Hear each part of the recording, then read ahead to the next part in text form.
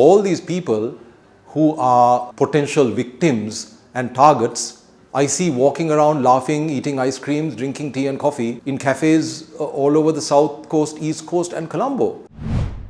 This did not reflect reality in terms of Sri Lanka being unsafe for travelers, because there was an alert. Every country in the world has hundreds of alerts probably every day, and then the authorities acted on the alerts.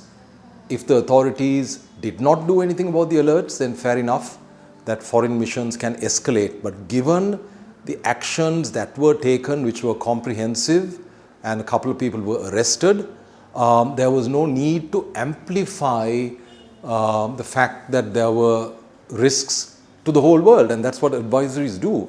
And particularly for countries like Sri Lanka, which are recovering after a series of economic crises and problems since 2019, when you put out a message to the world, I mean, this is picked up by the international media, that there's a safety issue in Sri Lanka. Initially, the message was in Arugambe. Then it transformed to say that all of Sri Lanka is facing terror threats, which is laughable, because all these people who are potential victims and targets, I see walking around laughing, eating ice creams, drinking tea and coffee in cafes all over the South Coast, East Coast and Colombo. So the advisories were totally inappropriate. They were not required at all, and it made what was a moderate security situation seem drastic, to the point where the industry started receiving multiple cancellations, and which will continue for the next couple of weeks. Now, I understand the advisories will be revised and corrected shortly, but the damage is done. So that's what makes me and many others in the industry angry. Particularly countries like Sri Lanka, where again our tourism marketing communications is very weak.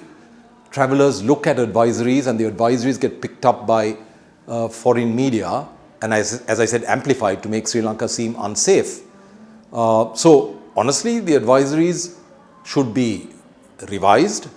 The governments concerned should say that there is no longer any risk, that they are satisfied with the steps taken by the authorities, which is what they say personally, but they need to put that on the record, and the bookings should continue, because the importance of the tourism industry in uplifting rural communities, I would say 5 million people or 25% of our population are dependent on tourism in one way or the other. It is the most important industry for socio-economic upliftment in this country. So anyone who tinkers with it and issues, in my personal view, and I think others share this, irresponsible messages about the safety in Sri Lanka are doing us great damage. It is very, very inconsiderate.